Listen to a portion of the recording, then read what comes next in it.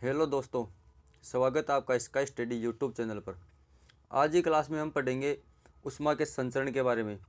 ऊष्मा संचरण यानी कि फिजिक्स का टॉपिक हमारा ऊष्मा संचरण है, उसके बारे में पढ़ेंगे। तो ऊष्मा संचरण क्या होता है ये देखते हैं। सबसे पहले ऊष्मा संचरण का मतलब ऊष्मा एक वस्तु से दूसरी वस्तु में अथवा एक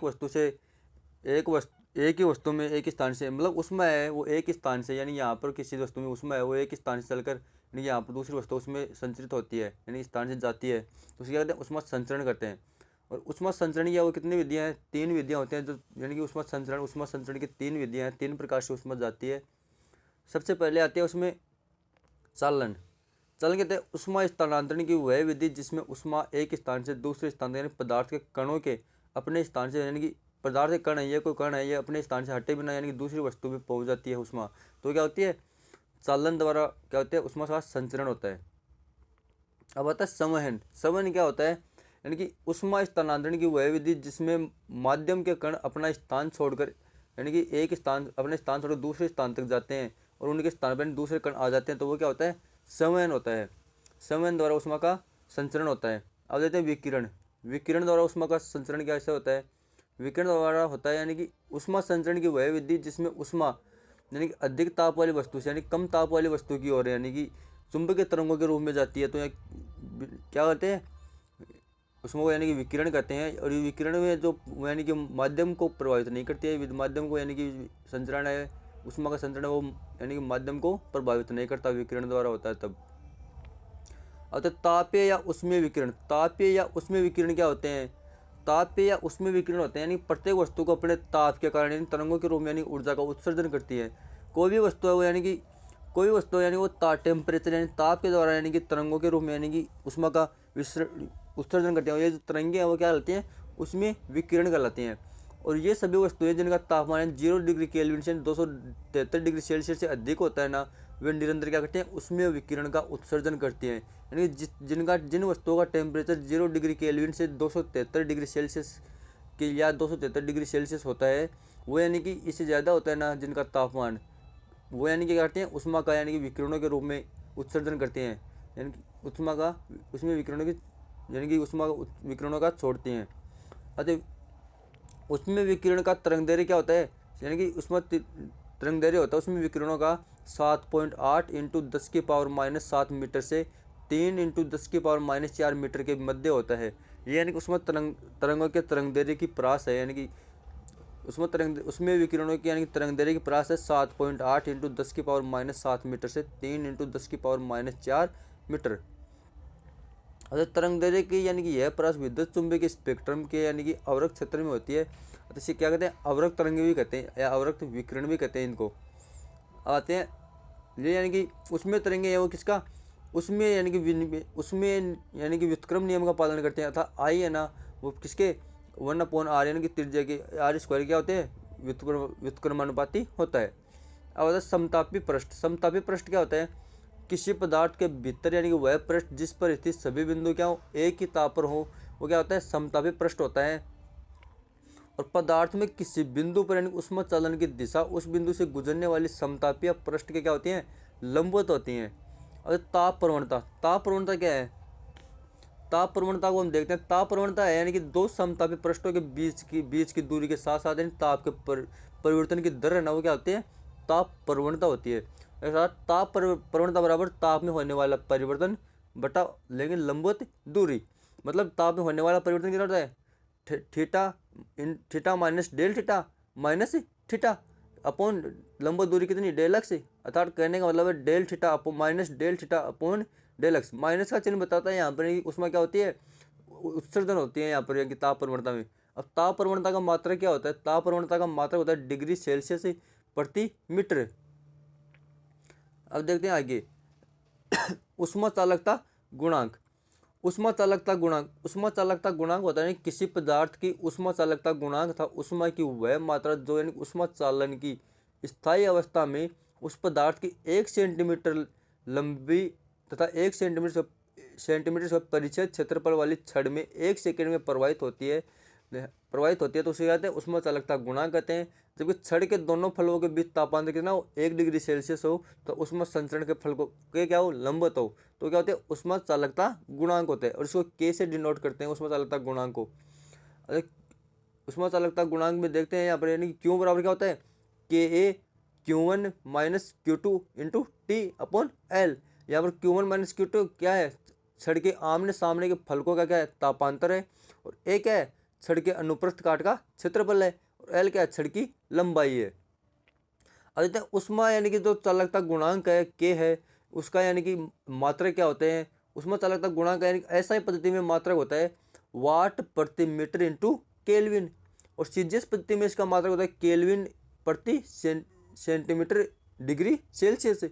अब देखते हैं नोट में आता है यानी कि सबसे पहले देखते हैं नोट में यानी कि नोट देख लो यहाँ पर 1000 का है जो भी यानी कि सबसे बड़ा 2000 चल रहा है यहाँ पर इनकी इंपॉर्टेंट चीज़ है 2000 के नोट के बराबर है।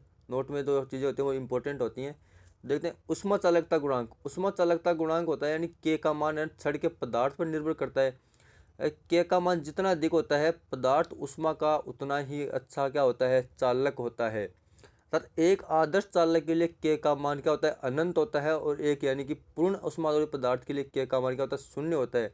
जबकि व्यवहार में ऐसा कुछ संभव नहीं है। अर्थात ऐसा पदार्थ जिसका यानी के का मान क्या हो अनंत हो या यानी कि जिसका यानी कि के का मान क्या हो शून्य हो ऐसा कोई पदार्थ प्रकृति में नहीं है। ऐसा यानी कि व्यवहार में संभव नहीं है। हाँ वो अलग बात है कि प्रायोगिक तौर से हम ऐसे पदार्थ को यानी कि कुछ समय के लिए प्रायोगिक प्रयोगशाला में यानी कि बना सकते हैं ऐसे पदार्थ को वो अलग बात है बल्कि व्यवहार में ऐसा पदार्थ कोई नहीं है। अब क्या उष्मा में के सुचालक उष्मा के सुचालक क्या होते हैं क्योंकि जिन पदार्थों से उष्मा यानी कि शीघ्रता से प्रवाहित होती है बहुत अधिक मात्रा में शीघ्रता से सरलतापूर्वक प्रवाहित हो जाती है ना क्या कहते हैं उष्मा के सुचालक होते हैं। अब उष्मा सुचालक पदार्थ जैसे सभी धातुएं होगी वो फेरस Ag Cu एल्यूमिनियम यानी Al ये सभी क्या है उष्मा के सुचालक पदार्थ है। अभ्रक अधातु है जो कि क्या है उष्मा के सुचालक है जबकि विद्युत धारा का क्या है कुचालक है। अभ्रक ऐसा पदार्थ है जो यानी कि क्या उष्मा का तो कुचालक है और क्या विद्युत उष्मा का क्या सुचालक है सुचालक। अभ्रक है वो यानी कि उष्मा का सुचालक है और विद्युत धारा क्या है कुचालक है। ये यानी कि इंपॉर्टेंट है। अभ्रक आपको यानी एयरफोर्स एग्जाम में आ सकता है कि अभ्रक से वो अभ्रक है वो उष्मा का सुचालक है कुचालक है अर्धचालक है जो भी है यानी कि ये उष्मा के क्या है सुचालक है। जबकि ऐसा आ सकता है उष्मा अभ्रक है वो यानी कि विद्युत धारा का क्या है कुचालक है सुचालक है। या तो उस हमेशा ध्यान रखना कि अभ्रक है वो विद्युत धारा का क्या होता है कुचालक होता है। अरे उष्मा के कुचालक उष्मा के कुचालक क्या होते हैं उष्मा के कुचालक होते हैं जिन पदार्थों से होकर उष्मा का प्रवाह अति अल्प मात्रा में तथा धीरे धीरे हो पाता है। अब उष्मा क्या होते हैं कुचालक होते हैं। अब अधातुएं द्रव एवं गैसें आदि क्या हैं ये क्या उष्मा के कुचालक पदार्थ हैं। अब आता है उष्मा अचालक या उष्मारोधी। अचालक या उष्मारोधी पदार्थ क्या होते हैं। हाँ सॉरी एक बार ट्रेन जा रही है थोड़ी 1 मिनट का ब्रेक ले लेते हैं थोड़ा वैसे भी हाँ चली गई। लेकिन जिन पदार्थों से होकर उष्मा का प्रवाह बिल्कुल नहीं होता अचालक या उष्मारोधी पदार्थ कहलाते हैं। प्रकृति में यानी कोई भी पदार्थ क्या अचालक पदार्थ नहीं है। कोई भी पदार्थ है वो प्रकृति में अचालक नहीं है यानी पूर्ण रूप से उष्मारोधी पदार्थ नहीं है। व्यवहार में यानी कि एस्बेस्टोस तथा एबोनेट लगभग क्या अचालक पदार्थ हैं। अचालक पदार्थ की भांति कार्य करते हैं। यह भी लगभग यानी कि क्या है यानी कि एस्बेस्टोस और एबोनाइट क्या है लगभग अचालक है पूर्ण रूप से अचालक पदार्थ नहीं है ये भी। तो ये यानी कि इनको लगभग अचालक पदार्थ की भांति मान लिया जाता है। अब तो उष्मा विसरणशीलता क्या होती है यानी कि पदार्थ के उष्मा चालक गुणांक और एकांक आयतन की उष्माधारिता का अनुपात क्या है उसमें विसरणशीलता और इसको H से डिनोट करते हैं H से प्रदर्शित करते हैं उसमें विसरणशीलता को। अर्थात H बराबर क्या होता है उष्मा चालकता गुणांक अपॉन एकांक आयतन की उष्माधारिता अर्थात H बराबर K अपॉन PC।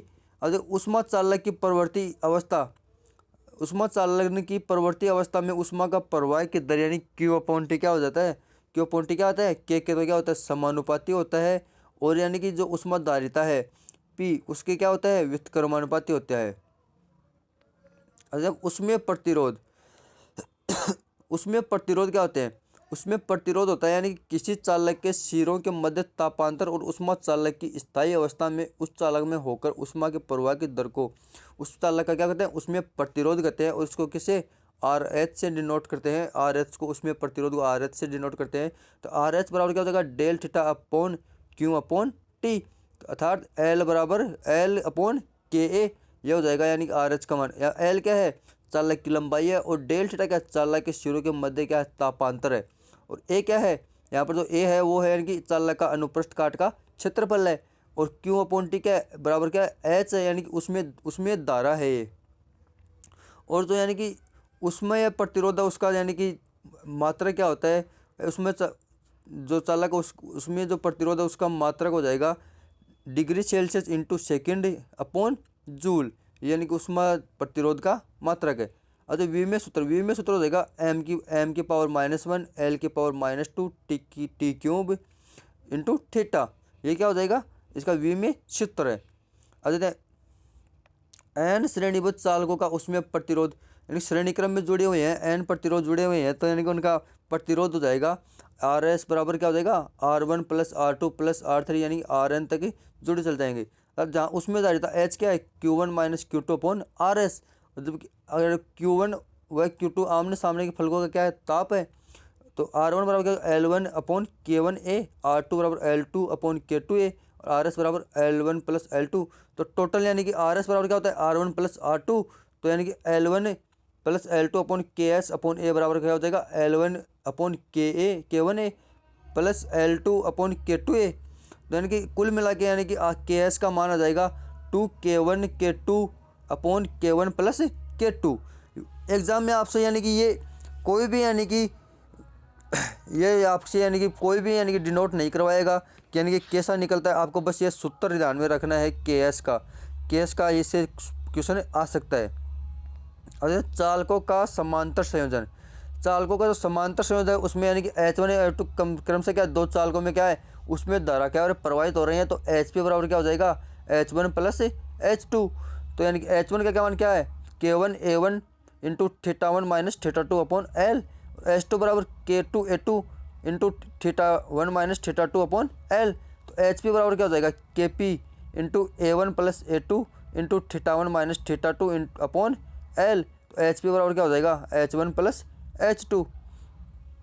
अब देखो KP का मान, यहाँ पर KP का मान आ जाएगा, यानी KP का मान आ जाएगा यानी कि यहाँ पर K1A1 + K2A2 upon A1 + A2। तो A1 और A2 को क्या कर दें, दोनों बराबर है, A1 और A2 दोनों क्या है, बराबर है, तो यानी KP का मान हो जाएगा K1 + K2 अपॉन 2।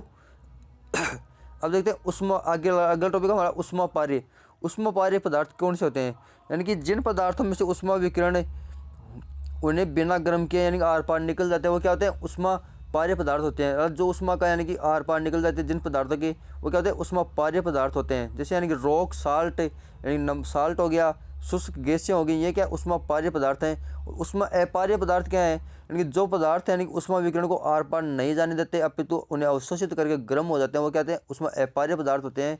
उष्मा अपार्य पदार्थ जैसे पानी हो गई, लकड़ी हो गई, ये क्या है, उष्मा अपार्य पदार्थ हैं। अब देखते हैं उत्सर्जक या विकिरण, उत्सर्जक या विकिरण क्या होते हैं, उत्सर्जक या विकिरण होते हैं यानी कि जो पदार्थ यानी कि उष्मा विकिरण का उत्सर्जन करते हैं वो क्या होते हैं, उत्सर्जक होते हैं। परावर्तक क्या होते हैं, जो यानी कि पदार्थ उसमें विकिरण को परावर्तित करते हैं वो परावर्तक हो गए। और अवशोषक यानी जो उसमें विकिरण का अवशोषण करते हैं वो क्या हो गए, अवशोषक हो गए। ये नॉर्मल चीज़ें आपको आती हैं, पहले भी बताई हुई हैं ये चीज़ें। अब हमारा अब आता है इम्पोर्टेंट टॉपिक, आदर्श कर्षणिका। कर्षणिका क्या होती है, आदर्श कर्षणिका जो वस्तु अपने ऊपर आपतित सभी तरंगदैर्घ्य की लंबाइयों के विकिरण को पूर्णतः अवशोषित कर लेते हैं वो क्या होती है, आदर्श कर्षणिका होती है। यानी जो जिस भी तरंगदैर्घ्य का प्रकाश यानी कि कर्षणिका पर यानी कि आपतित करो, वो यानी कि उस प्रकाश की तरंगदैर्घ्य को क्या लेता है, उस प्रकाश को अवशोषित कर लेता है, क्या होती है, आदर्श कर्षणिका होती है। आदर्श कर्षणिका को यानी कि उच्च ताप तक गर्म करने पर भी यानी सभी तरंगदैर्घ्यों का क्या है, विकिरण का उत्सर्जन करती है। यानी कि जो भी तरंगदैर्घ्य होते हैं उच्च ताप तक गर्म कर दो यानी कि तो भी यानी कि आदर्श कर्षणिका वो संभव यानी कि सभी तरंगदैर्घ्य के प्रकाश को क्या करती हैं, उत्सर्जन करती हैं। अब देखो उत्सर्जित विकिरण यानी कि तरंगदैर्घ्य परास की कृष्णिका के पदार्थ पर निर्भर नहीं करती, केवल कृष्णिका के क्या है, ताप पर निर्भर करते हैं। यानी कृष्णिका में कौन सा पदार्थ यानी कि यूज में किया गया उस पर निर्भर नहीं करते हैं आदर्श कृष्णिका में, केवल ये कृष्णिका के ताप पर निर्भर करते हैं। अब परिवोष्ट का उसमें विनिमय नियम, परिवोष्ट का उसमें विनिमय नियम क्या है? परिवोष्ट का उसमें विनिमय नियम कहता है कि यानी प्रत्येक ताप पर यानी कि उष्मा उत्सर्जन तथा अवशोषण क्या होता है? साथ साथ होता है। यानी जो भी ताप है उस पर यानी उष्मा का विनिमय और उष्मा का उत्सर्जन दोनों क्या होते हैं? साथ साथ होते हैं। अतः वस्तु द्वारा उत्सर्जित उसमें ऊर्जा की दर केवल वस्तु के ताप तथा वस्तु के पृष्ठ की प्रकृति पर निर्भर करती है। अतः वस्तु द्वारा अवशोषित उसमें ऊर्जा की दर केवल आसपास के वातावरण के ताप तथा वस्तु के पृष्ठ की प्रकृति पर निर्भर करती है। अब देखो, केवल 0 केल्विन ताप पर ही वस्तु उसमें ऊर्जा का उत्सर्जन नहीं करती। केवल 0 केल्विन ताप पर यानी कि वस्तु का उसमें ऊर्जा का उत्सर्जन नहीं करती है। अच्छा, उस अवशोषण उष्मा, अवशोषण क्षमता, सॉरी अवशोषण क्षमता है, अवशोषण उष्मा नहीं, अवशोषण क्षमता है। अवशोषण क्षमता क्या होती है? अवशोषण क्षमता होती है यानी कि किसी वस्तु की अवशोषण क्षमता, वस्तु के अवशोषित यानी उसमें विकिरण की मात्रा और आपतित कुल उसमें विकिरण की का अनुपात क्या होता है? यानी कि वस्तु पर यानी कितने अवशोषित करती है और दी गई उष्मा यानी कितनी उष्मा, उस पर कितनी उष्मा आपतित होती है, वो यानी कि दोनों का अनुपात क्या हो जाएगा उसमें अवशोषण क्षमता। तो यानी कि अवशोषित विकिरण क्या है? क्यू ए, और कुल उष्मा क्या है? क्यू। तो ए बराबर क्या होता है? Q A upon Q A, Q. तो आदर्श कृष्णिका की अवशोषण क्षमता कितनी होती है? 1 होती है। हमेशा ध्यान में रखना, आपसे पूछ लिया जाए कि आदर्श कृष्णिका की अवशोषण क्षमता कितनी होती है, तो आदर्श कृष्णिका की अवशोषण क्षमता हमेशा 1 होती है। अतः एक वर्णीय अवशोषण क्षमता, एक वर्णीय अवशोषण क्षमता क्या होती है?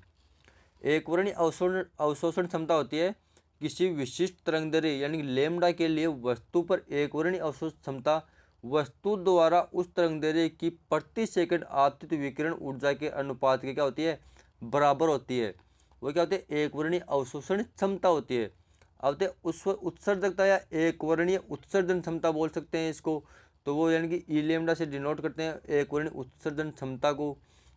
एक वर्णीय उत्सर्जन क्षमता होती है किसी विशेष तरंगदैर्घ्य लैम्डा के लिए वस्तु की उत्सर्जकता उस वस्तु के इकाई क्षेत्रफल से प्रति सेकंड उत्सर्जित लैम्डा तरंगदैर्घ्य के विकिरण की ऊर्जा की मात्रा होती है। वो क्या होती है? एक वर्णीय उत्सर्जन क्षमता होती है। अतः वस्तु की कुल उत्सर्जन क्षमता, वस्तु की कुल उत्सर्जन क्षमता कितनी होती है? वस्तु की कुल उत्सर्जन क्षमता ई बराबर क्या हो जाएगा? ई का क्या कर दो? समाकलन कर दो, 0 से अनंत तक कर दो, तो ई लैम्डा क्या हो जाएगा? Del lambda. ये क्या? वस्तु की कुल उत्सर्जन क्षमता। अब देख किरचॉफ का नियम, किरचॉफ के नियम से हमेशा एक क्वेश्चन आता है। किरचॉफ का नियम, किरचॉफ का नियम ध्यान से देख लेना, किरचॉफ के नियम से एक क्वेश्चन हमेशा आता है।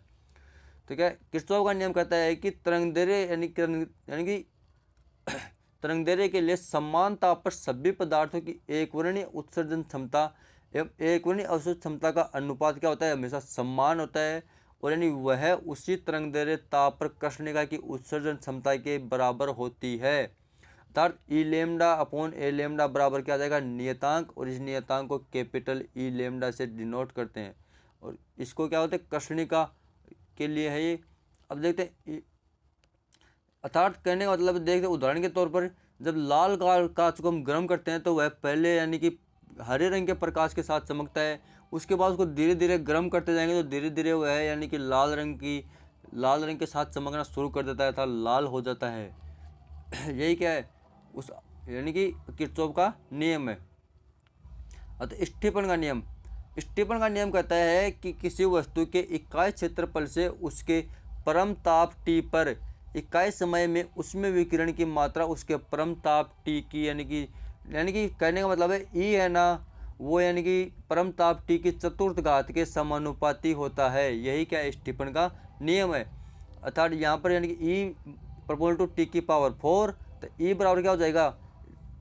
यानी कि एक नियतांक आ जाएगा सिग्मा, और इसको क्या कहते हैं? स्टीफन नियतांक कहते हैं। और यानी कि ई बराबर क्या हो जाएगा? ई टी की पावर 4, और यानी कि ई का मात्रा क्या है? ई का ऐसा ही मात्रा का जूल प्रति सेकंड प्रति मीटर स्क्वायर या वाट प्रति मीटर स्क्वायर बोल सकते हैं हम इसके मात्रक। और सिग्मा क्या? सार्वत्रिक नियतांक है, और यानी सिग्मा है उसका मान कितना जाएगा? 5.67 × 10⁻⁸ वाट प्रति मीटर स्क्वायर केल्विन की पावर 4।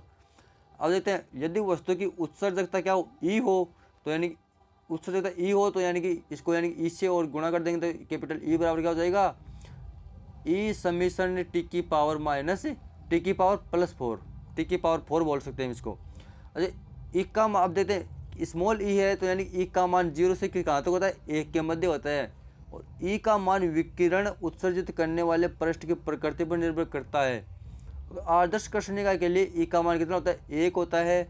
और यदि उसमें विकिरण उत्सर्जित करने वाली वस्तु की सतह का क्षेत्रफल ए हो, तो वस्तु द्वारा उत्सर्जित ऊर्जा की दर या शक्ति क्या होगी, वो होगी P बराबर ए ई सिग्मा टी की पावर 4, याद आएगी, यानी उत्सर्जित ऊर्जा की दर या शक्ति। नोट देखते हैं हम, एक नोट यानी इम्पोर्टेंट टॉपिक है। स्टीफन का नियम है वो बोल्ट्जमैन नियम भी है, इसको बोल्ट्जमैन नियम भी कहते हैं, क्योंकि बोल्ट्जमैन ने ऊष्मागतिकी के नियम के आधार पर स्टीफन नियम का सत्यापन किया था, इसलिए इसको बोल्ट्जमैन नियम भी कहते हैं। अतः पीन का विस्थापन नियम, देखते हैं हम। पीन का विस्थापन नियम कहता है कि यानी आदर्श कृष्णिका से उत्सर्जित विकिरण में विकिरण की अधिकतम तीव्रता के संगत तरंगदैर्घ्य लैम्डा एम है, तो कृष्णिका के परम ताप टी के क्या होगा, व्युत्क्रमानुपाती होगा, अर्थात लैम्डा एम वो क्या हो जाएगा, व्युत्क्रमानुपाती 1/T। यह आ गया यानी कि पीन का विस्थापन नियम। अब देखो टी यहाँ पर लैम्डा उठाएंगे, समीकरण उठाएंगे, तो लैम्डा एम बराबर क्या हो जाएगा, यानी कि बी एक नियतांक आ गया यहाँ पर, और बी नियतांक है, जिसको पीन नियतांक कहते हैं, वीन नियतांक कहते हैं जिसको, तो बी क्या हो जाएगा, बी अपॉन टी। तो लैम्डा बी बराबर क्या हो जाएगा, बी बराबर हो जाएगा lambda M into T. B क्या है यहाँ पर नियतांक है, और बी को वीन नियतांक कहते हैं, बता ही दिया। और वीन बी का यानी कि ऐसा पद्धति में मान होता है 2.90 इंटू 10 की पावर -3 मीटर इंटू केल्विन। ये क्या है, बीन यानी वीन नियतांक का मान है 2.90 इंटू 10 की पावर -3 मीटर इंटू केल्विन। अरे न्यूटन का शीतलन नियम है कि किसी गर्म वस्तु द्वारा उष्मा हानि की दर वस्तु तथा उसको घेरने वाले माध्यम तापों के अंतर के समानुपाती होता है, यदि तापों का अंतर क्या हो, अधिक न हो। उष्मा हानि की दर किसके समानुपाती होता है, और देखो यहाँ पर उष्मा हानि है उसकी दर है वो किसके, तापांतर के समानुपाती होती है। यही क्या उष्मा का न्यूटन का शीतलन नियम है। अब इसका सत्यापन करते हैं हम, तो सत्यापन आपको कोई नहीं पूछने वाला, उष्माकलन विधि से देख लो, तो -dH/dt समान कैसे का थीटा माइनस थीटा 0 हो गया, तो यहाँ से यानी कि कुल मिला के आ गया dQ/dt बराबर क्या हो जाएगा, -K into theta minus theta 0। यहाँ पर क्यों क्या है, उष्मा है, और थीटा 0 क्या है, थीटा है वस्तु का ताप, और थीटा 0 क्या है, वातावरण का ताप है। अब साधारण विधि से इसका सत्यापन करते हैं, तो यानी कि हम ले लेते हैं H1 और H2 उष्मा 6 है, और थीटा 0 क्या वातावरण का ताप है, Q1 क्या है प्रारंभिक ताप है, और Q2 क्या वस्तु का अंतिम ताप है। तो यानी कि न्यूटन का शीतलन नियम से हम देख लेते हैं, तो यानी H1 minus H2/T is proportional to Q1 plus Q2/2 minus theta 0। यानी कुल मिलाकर यहाँ से मान आ जाएगा, यानी कि K का मान Q1 माइनस Q2/T का मान आ जाएगा, T बराबर हो जाएगा K माइनस K, माइनस का चिन्ह यहाँ पर यानी क्या बताता है, उष्मा का 6 होता है, उष्मा 6 को बताता है, तो हो जाएगा Q1 माइनस Q2/T का मान आ जाएगा -K Q1 plus Q2/2 minus theta. और यहाँ पर K का मान क्या है, K एक स्थिरांक, इसका मान है K1/m/s, ये बताता है। अब स्टीफन बोल्ट्जमैन नियम बताता है। स्टीफन बोल्ट्जमैन नियम है E बराबर सिग्मा टी की पावर 4 माइनस T0 की पावर 4। टी क्या है यहाँ पर, टी क्या है यानी कि कृष्णिका का ताप, और T0 कृष्णिका के कोष्ठ का ताप है। ई क्या है, ई है यहाँ पर यानी प्रति पिंड के प्रति एकांक क्षेत्रफल से प्रति सेकंड विकिरण ऊर्जा का मान है। और सिग्मा क्या है, सिग्मा आपको बताया था स्टीफन स्थिरांक है, पहले बता चुके हैं हम। अब बता सूर्य का ताप, सूर्य का टेम्परेचर क्या होता है, सूर्य का ताप होता है T बराबर आर अपॉन एस का square into S upon sigma का होल स्क्वायर होल पावर 1/4, मतलब टी बराबर आर अपॉन एस का whole square into S upon sigma का दोनों का होल में पावर आ जाएगी 1/4। अच्छा आर क्या है यहाँ पर, सूर्य एवं पृथ्वी के बीच की औसत दूरी है। आर वो यानी सूर्य और बीच की औसत दूरी है। और इस कैपिटल आर क्या है, कैपिटल आर है यहाँ पर सूर्य की त्रिज्या है। और एस क्या है, सौर स्थिरांक, और सिग्मा का स्टीफन स्थिरांक है। एस का मान, सौर स्थिरांक का मान आपको दिया हुआ होगा। अगर आपको हमारा वीडियो अच्छा लगा तो वीडियो को लाइक करें, ज़्यादा से ज़्यादा शेयर करें और कमेंट करना ना भूलें कि आपको हमारा वीडियो कैसा लगा। और हमारे चैनल जो स्काई स्टडी है, स्काई स्टडी, उसको सब्सक्राइब करना ना भूले। Sky study subscribe now.